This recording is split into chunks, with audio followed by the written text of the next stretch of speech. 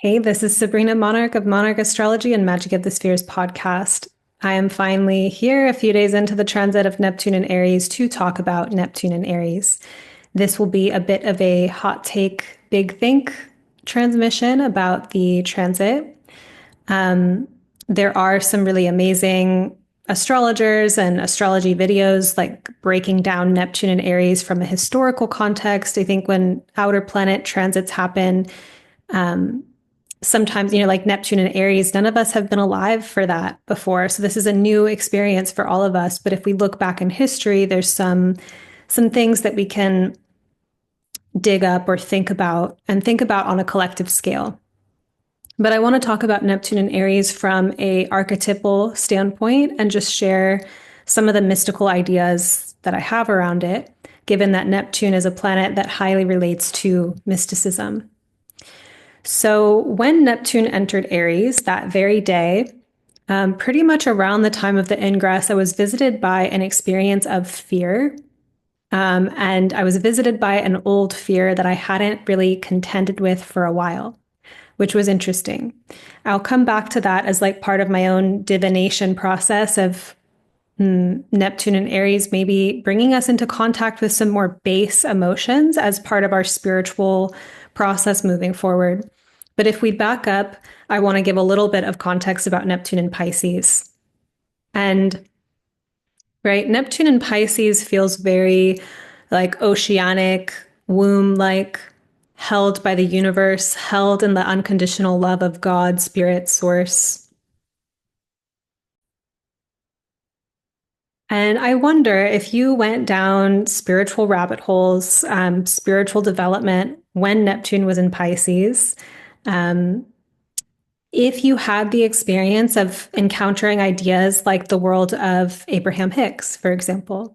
I definitely learned when Neptune was in Pisces the art of how to, feel as good as possible, like how to create a vortex, if you will, of better fortune, better cause and effect, like a higher kind of frequency, if you will. The idea in Abraham Hicks, like spirituality, is alignment. It's like tuning your consciousness to what makes you feel good. And the idea that this physical reality, like tangible, physical, material reality, is a after effect of previous thoughts and feelings. Therefore, the more that you feel good, the more that you have positive thoughts, the better reality that you're going to construct. So that's it in a nutshell. Of course, there's still, range in this reality. And of course, people have critiqued this as being naive or spiritual bypass or whatnot. But if you gave it a real try, if you learned about it, maybe you found that actually, and this is an experience that people have when they're in love, when they're not trying to get in the vortex or be high frequency. But when you're like really on the up and up and you're falling in love and you're just like on top of the world and like all these good things just keep happening around you and the world keeps reflecting your exalted positive mood. It's that energy with Neptune and Pisces of how can I be held in this beautiful cosmic womb of God, just loved deeply, living in bliss, paradise land. It's a worthwhile skill to develop, right? It's not necessarily a place that we live all the time, but it's kind of nice if you know how to cocoon yourself before bed, so that you can like blissfully drift off, right? Like if you know how to create these pockets of retreat in your consciousness where you just get to feel good, recalibrate, regenerate, melt as the butterfly in the cocoon or the caterpillar in the cocoon before becoming a butterfly, all of that, right? So that I think was a spiritual process within Neptune and Pisces, among other things, but I think there really was this emphasis on feeling good. Now, I want to credit astrologer Key or Godspeed Earthlings for posting this on threads and being part of my thought process around this difference between Neptune and Pisces and Neptune and Aries. She wrote, I have a feeling there's a lot of repressed rage that's going to surface now from the last 14 years of the it's all good Neptune and Pisces enchantment. Neptune in Aries is a whole new spell. The transition is a jolt to the system, so finding tools for moving/channeling anger healthily is going to make this shift much more smooth and purposeful. She also wrote, especially in the culture mainstream of spiritual spaces over the last 14 years, we've become accustomed to hearing that anger is toxic, and focusing on the fear/violence in the world only adds to the negative energy. Neptune in Pisces can have the same effect as a drug and addict.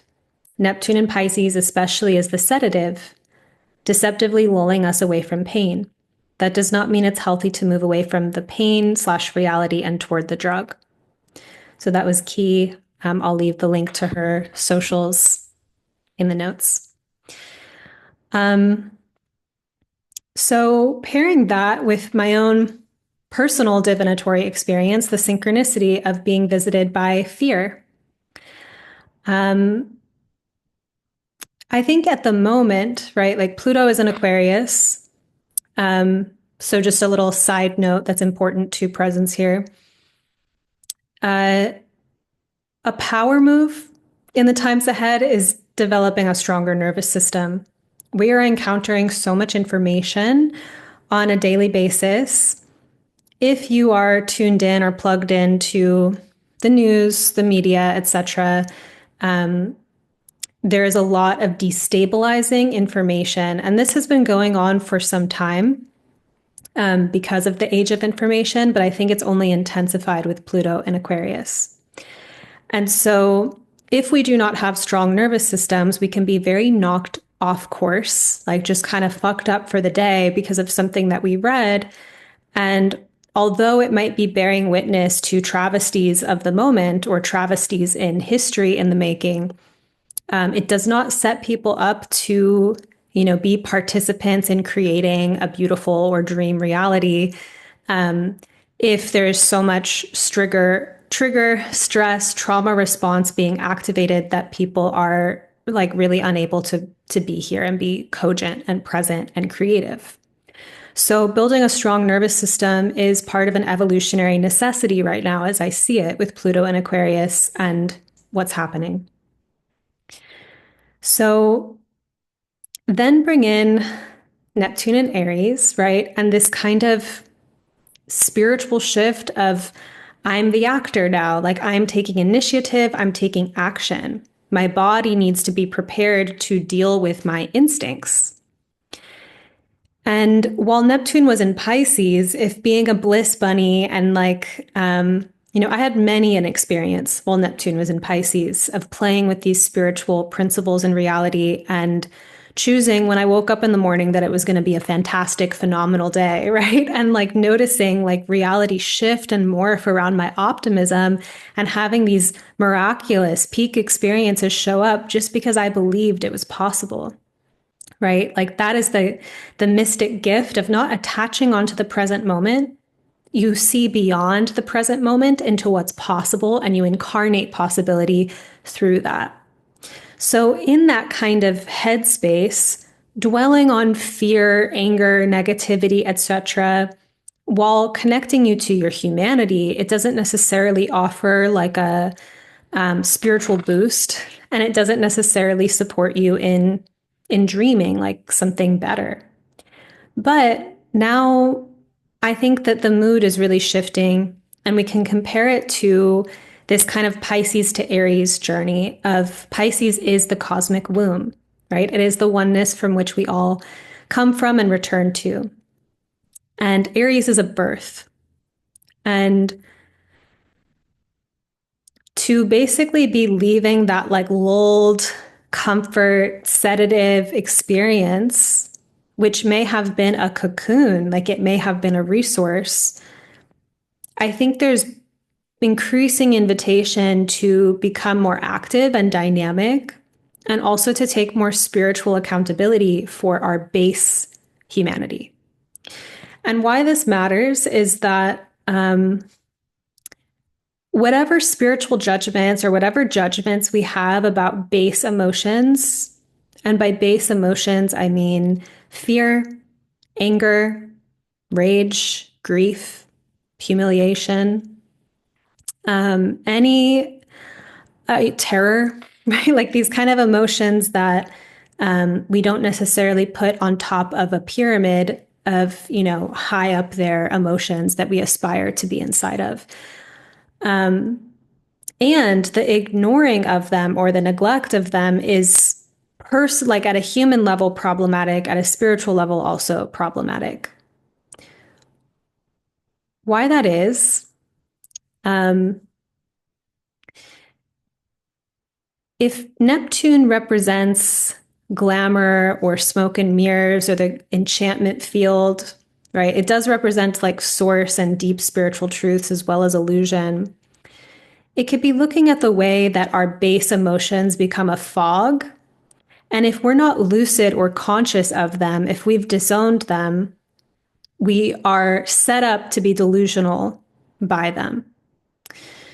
And so I want to share a few big think concepts and like personal mystical explorations here.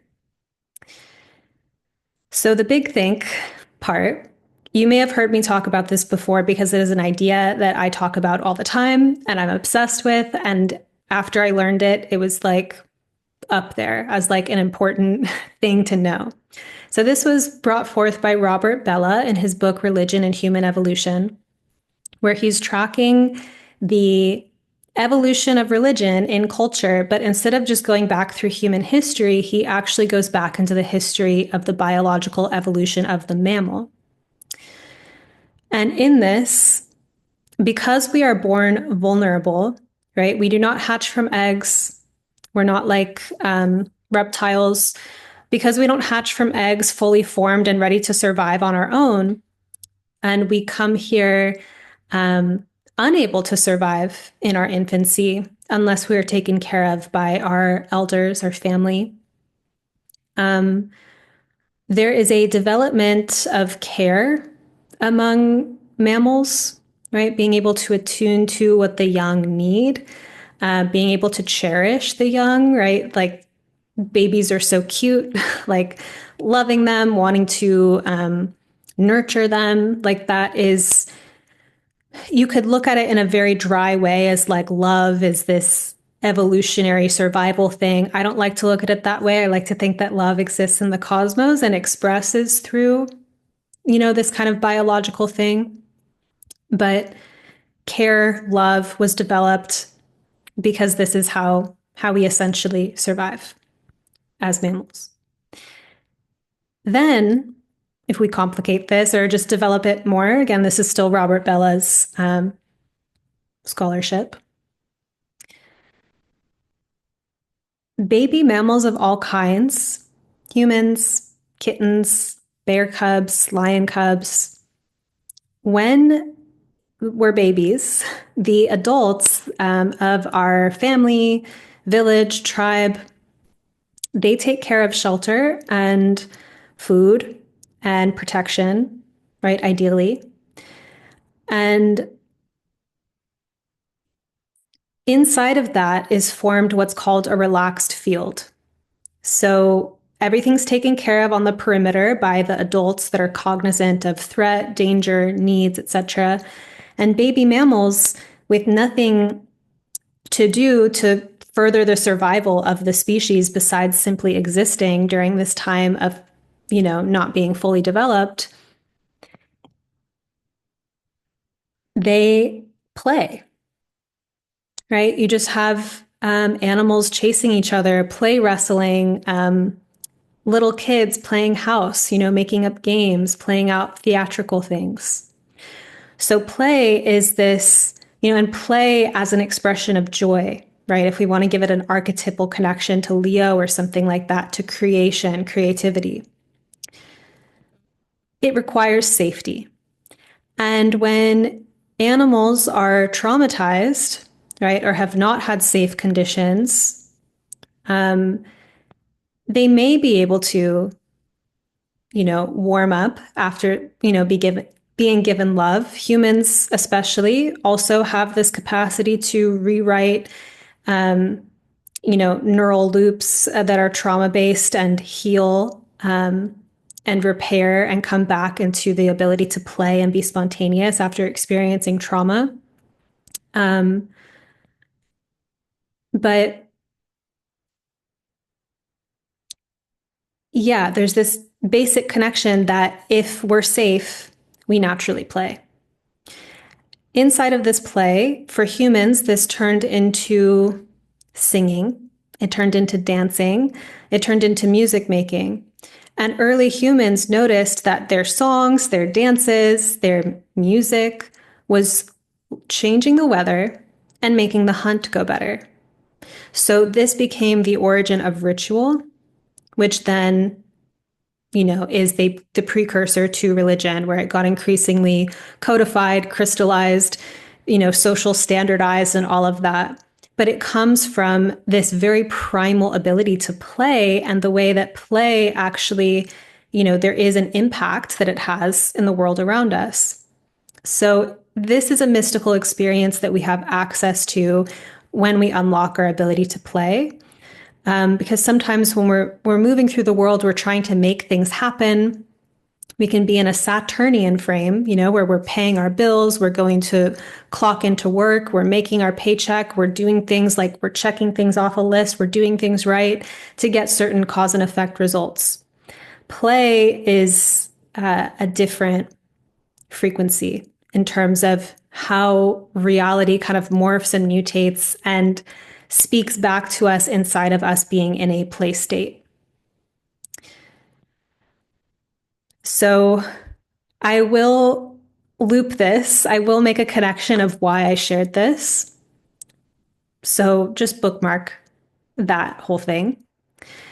What I want to share is that I had a mystical experience. I learned a lot about fear through plant medicine.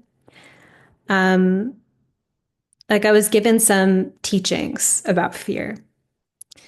And this was coming from, for me, as long as I've done psychedelics, from the very first, moment I approached it, there was a huge part of me that never wanted to have a bad trip. Like I just wanted to have a good time. And whether or not I was successful in that, there was a personal orientation of like anything but the bad time, like anything but the fear, right? And it's like we're wired to want to avoid certain emotions. Our personality develops to avoid certain things. But on this particular, I was in Peru. I had was on a retreat where we were doing 3 ceremonies, and it was with Wachuma. And one of the things that was said about Wachuma, so this is the San Pedro cactus, was that it will help reveal what's in the way of your prayers. So a lot of these experiences that I had with Wachuma, it's like this, and this can happen with prayer in general outside of plant medicine, that you pray for something and then you're kind of given these opposing kind of tests that are actually related to the prayer, but instead of just having the thing immediately, you go through something that shapes or guides or teaches you. So same thing with Wachuma. My prayer was really simple. Internally, it was just like I wanted to be joyful. I had just experienced, for me, what felt like a very severe and devastating setback in my life. And it was very difficult to just like feel joy or feel happiness because of that. So that was my prayer, simply to feel joy. And the first round of medicine, I ended up just being in terror for hours, like just complete abject terror. And it was a lot for my body, my nervous system to handle. I couldn't escape it. It was just like completely bearing down on me. And I was very like, what the fuck? Like I just prayed for joy. Like, what the hell was that? Um, so, inside of conversations with the shaman and just like the group, it was like, what is fear? Like, how do we even relate to fear? And before the next time that I did another round of plant medicine on this retreat, I woke up from a very powerful dream. Um, and in the dream, I guess without detailing every single part of the dream, I believe I told this story on a Magic of the Spheres podcast episode about fear, which I'll link in the notes.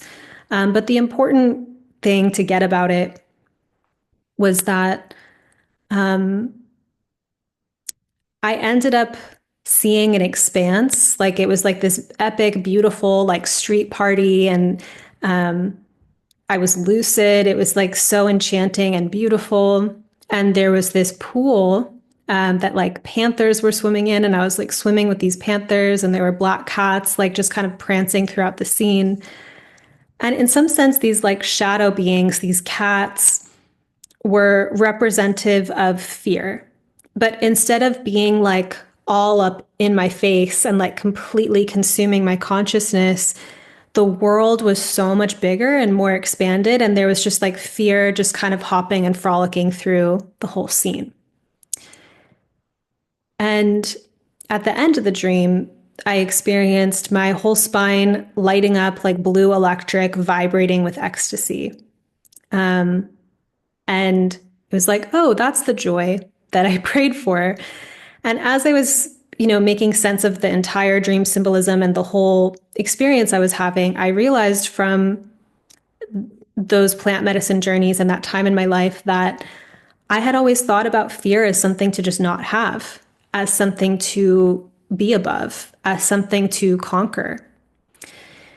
And that dream, those experiences showed me that I'll always, like, fear can just be a part of my experience, and that sometimes fear is actually connected to the things that bring me the most happiness and joy. And it was a radical new shift in perspective for me because I had just never accepted fear at that level. Or, I was so in pattern with it of like, either I have to conquer it, I have to deny it's there, I have to, be better than it, blah, blah, blah, instead of just accepting like maybe it just exists. So back to Neptune entering Aries, I was visited by a fear that I hadn't, a terror kind of fear that I hadn't felt in many years. And so when it appeared, I was like, what the fuck are you doing here? I thought I was done with you kind of thing. And feeling this kind of like it weighing down on me and feeling kind of stuck inside of it. I even went to the laundromat and like dried some clothes with it because it just wasn't, it was just with me. Until finally I got the idea to look at it and just be like, I saw my mind trying really hard to figure it out, why it's here. What have I done recently that's provoking these new survival fears? Like, I am showing up in new ways. I am braving new territory in my life. So of course fear is showing up. Like I was trying to analyze it, but then I even felt a part of my mind trying to like imagine the threat and like protect myself in advance from it. I was like, I can't figure you out right now. Um, I will come back to you, maybe with a mentor, like maybe with some support. Like we'll have a visit, we'll have a chat, but for now, can you give me space? Because I can't figure you out. And there's nothing I can do for you right now. And it went away. It was kind of stunning. And for me, like that kind of mystical shift in relating to fear, I've definitely had experiences of just being like electrocuted on for hours on end by terror multiple times in my life, right? It's like, when you have, it's like either a psychedelic experience or a panic attack or whatever. I have had out of the ordinary states that are dominated by fear. And it is excruciating, truly. But interestingly, inside of them, they've always taught me or shown me something. And getting to see, for example, like how we relate to fear at a base level, right? What is the mechanism of our relationship to it? Because we might just be avoiding certain pockets of our experience altogether. We may be What if fear is attached to something that's actually really valuable and important to us, right? Speaking our truth, being ourselves, um, taking risks in love, right? Like saying yes to a life-changing opportunity. Like fear isn't just there because there's imminent danger. Like we also have it in a psychological way. And at the same time, do we have this kind of inner bravado, macho, whatever thing about it where we feel like we have to kill the fear or it doesn't exist, I'm better than it? Like, what are we doing with our fear, right? Like that question. And that extends also to other base emotions. And I'm just saying base emotions in a completely neutral, non judgmental way. What is connected to our animal organism? Like, for fuck's sake, we're animals, right? Like, we have a animal biology, we have a nervous system, a way of being that has evolved around managing and mitigating threats. So, as much as we're also intellectuals or spiritualists, we do have an animal body. And I think that that's something that Neptune and Aries is kind of bringing to the surface or bringing to the fore.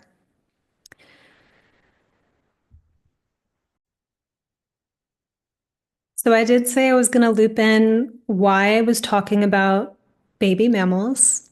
And the reason is this: it's that we have a potential spiritually, right? The potential, if you think about possibility, right? What kind of like love or vision or something higher or more transcendent that you can incarnate through your vessel or incarnate into reality, that's a type of spirituality, right? It is going beyond the moment, it is going beyond the concrete reality. It's being a dreamer, realizing your dreams into reality. It's very powerful. And we have access through play to creation, right? This is something, when you tap into your creative energy at a really deep level, because this is your creations at a mundane level in terms of what you're making, your art, your business, your romance, your sex, like what you are creating. If you dial it back past like just objectifying those things as like things, right? And you see it as an energy or an essence of like you are a creator. Your energy, right? Your creative energy is expressing and emanating into the world. That ability to be in creative play is highly limited, made not as possible by not feeling safe. And what is fear in some sense, but feeling deeply unsafe, right? They're very similar. So when we are in, and this is a spiritualist, it's like fear versus love. And it's not enough as a concept. Because when it's just a concept, we judge particular actions as like, oh, it would be so fear-based of me to act this way. It would be so loving of me to act this way. And we're doing this from our minds, right, as like a strategy. And that may not be what's happening at a base level, because you could be seething with rage somewhere deep down and then hiding it with a smile and pretending everything's fine and being a good spiritual person. That's not what I'm talking about. Neptune and Aries, I think, is that spiritual process of actually facing our inner demons, if you will, or facing what's base about us, but in a way that instead of just repressing it, pretending it doesn't exist, or running wild with it, or being, in delusions from it because we're unconscious of it leading us, that perhaps there could be some more spiritual movement while Neptune is in Aries to refine our instincts, right? To be able to, and this is why I'm like loving EFT, emotional freedom technique lately, because I've gone deeper with it via a training with Most Jeff, very brilliant practitioner, teacher, and have learned all these new ways of holding, including coming into deeper relationship, reclaiming from shadow, anything that I avoid feeling, anything at all, like any part of me that I have deemed not okay, that I've rejected, that I've put away, that I don't want to feel, I have learned a tool for connecting and, reintegrating those aspects of me. And I'm excited about it. It's powerful. And I think that different spiritual technologies, personal development technologies that get into the nervous system, that get into creating deeper relationship and lucidity with parts of ourselves that maybe are not considered civilized, that aren't considered pleasant, that, we've received messaging from way back early on to, pipe down, don't show that part of yourself. And we're pretzeled up inside because of it. And if if you've seen the operating psychology, when people feel threatened, don't know how to psychologically process that in a very clean way, not in a very lucid, self-aware way, project that threat onto an external enemy who's possibly just minding their own business, just existing, right? And then you create war and trauma and violence. So I think Neptune and Aries could be this spiritual impetus for a kind of peace work that isn't just about like, la, la, la, everything's great, like bliss bunny, like fog, but actually like taking deeper ownership of these elements of ourselves. And that the body comes into it. Like Aries is about instinct. Like Aries is the ability to respond at a moment's notice to something that is emerging in the moment.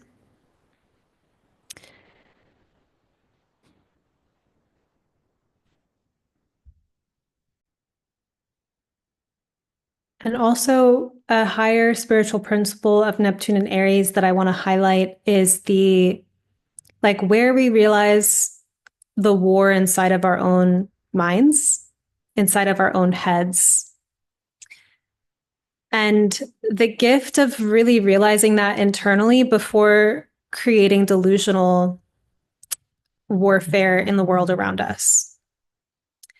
So what I mean by that is that, Aries is highly sensitive to, it is proving its ability to exist, right? Like it is the sprout coming out of the ground. It is a new birth. It is it's a little seed. And it's also very powerful and very mighty, and it knows that. And it's this whole underdog thing. And there's a lot of emotional sensitivity to feeling undervalued, overlooked, not taken seriously, feeling to be made unimportant, insignificant. And the thing is with that of course there is this desire to be externally seen as a somebody.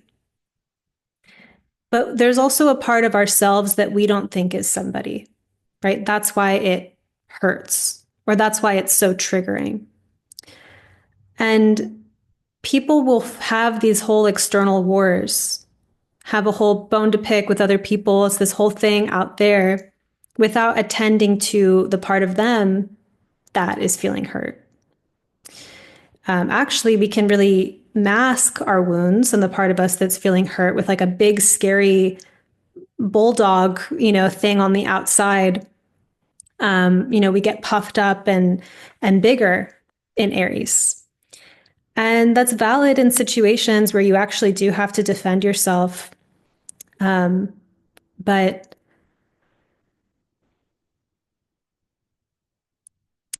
not all fights, or battles are worth having. Right. And I think that with Neptune and Aries, there's this deeper spiritual question of like, where does my fire need to go?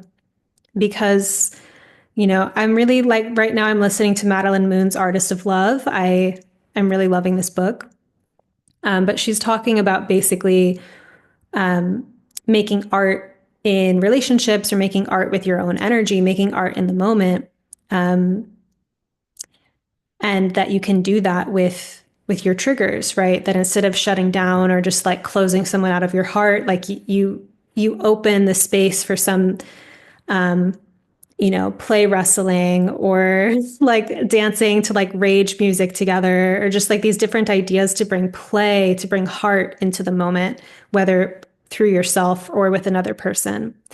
And that she used this phrase in one of the chapters where I was like, oh, this is so fucking Aries. But she was saying, like, when you deny your, grumbly, like mean, hurt, angry, not spiritual feelings, because they're not spiritual, that you're kind of denying that part of you a right to exist.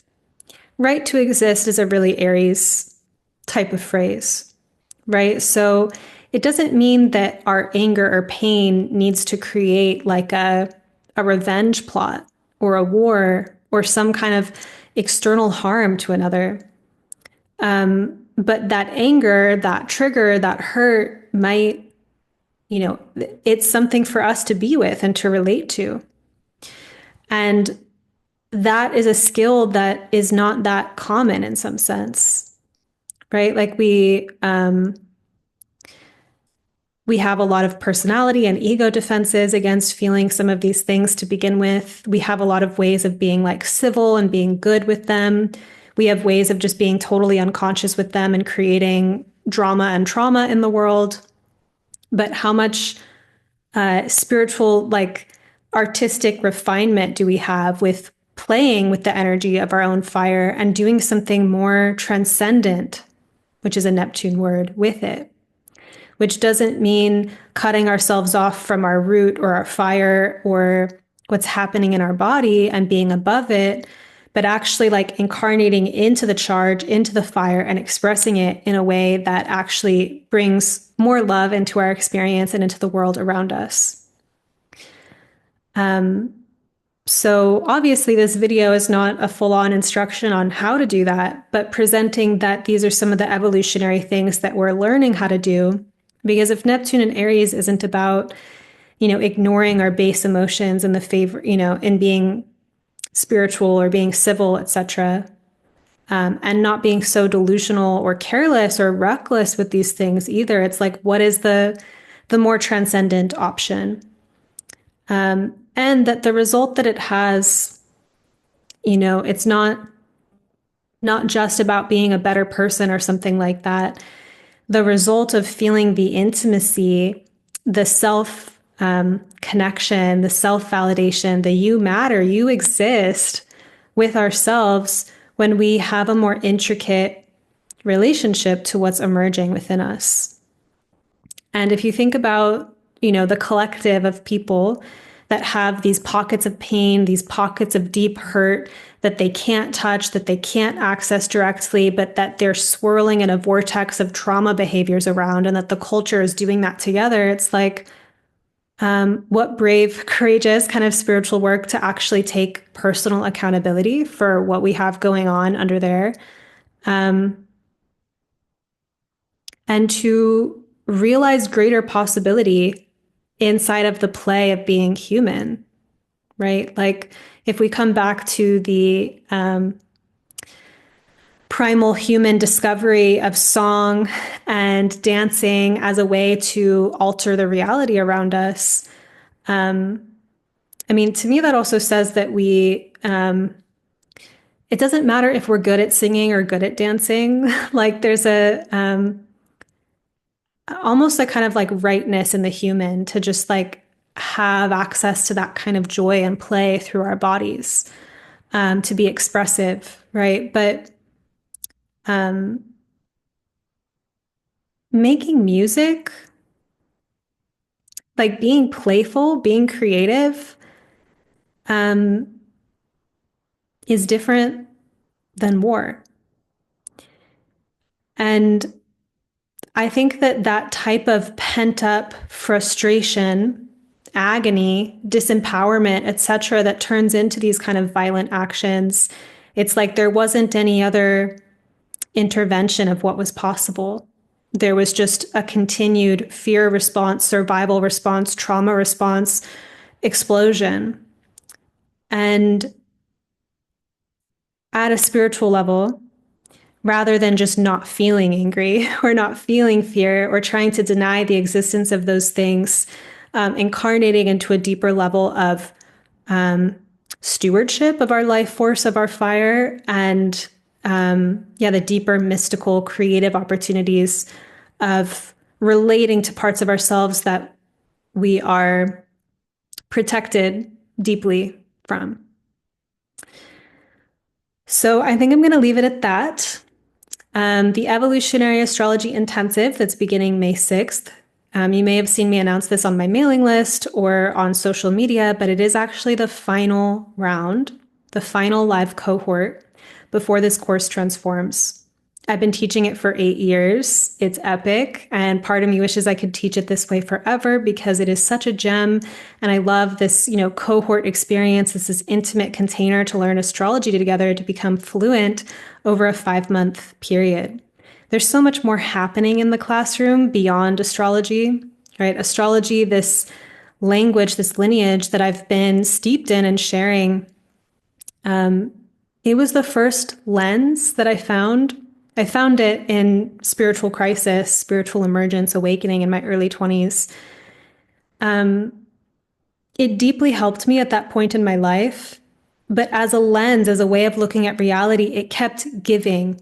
It kept expanding. It kept making more possible. It kept showing me new possibilities in reality that I would then jump into and have experiences in the territory. And then I would get new ideas about the archetypes. And I just kept experiencing evolution, evolutionary astrology. And it's gotten so overgrown for me that the things that I'm passionate about, learning about, somatics, embodiment, it's starting to really change my work, and new things are wanting to come through me. And I felt a very clear, soft whisper. I felt it coming for some time, but the whisper that it was time. The course came to me on an eclipse many years ago. I've been teaching it for 8 years. And on this last eclipse, it whispered that it was the last live round. So after this, the course is going to change. It's not going to be a live cohort model anymore. And I've loved that model. But yeah, it's time for a change. So this is the last time to jump into and experience a course that students years after the fact are still deeply impacted and transformed by. Because it's an immersion into a language that, as I was saying, it's this lens that keeps giving. It orients a philosophical underpinning, a philosophical frame of reality that opens and expands the world instead of collapsing it. It sets you up to have a deeper exploration of astrology for the rest of your life. It sets you up to be someone that maybe has astrology in disparate parts and pieces, to be able to put it all together. It's an epic journey for those of you who are already advanced and just want to go deeper, maybe with me in particular, maybe with evolutionary astrology with Pluto and the lunar nodes. But yeah, even though it's the last one of its kind, it is going to come with all the love. It's going to be epic. It is its last hurrah. And I would love to have you join. If you've been eyeing this course for a while, it's now's the time. And if you're new here, or if you're newer here, I still highly suggest jumping into this amazing experience. So I'm going to leave the link to the course page in the notes where you can learn more about it and apply. And yeah, please leave a comment. Let me know how this Neptune and Aries transmission resonated with you. Thank you so much for being here. I love you. I'll be back again soon with more forecasts.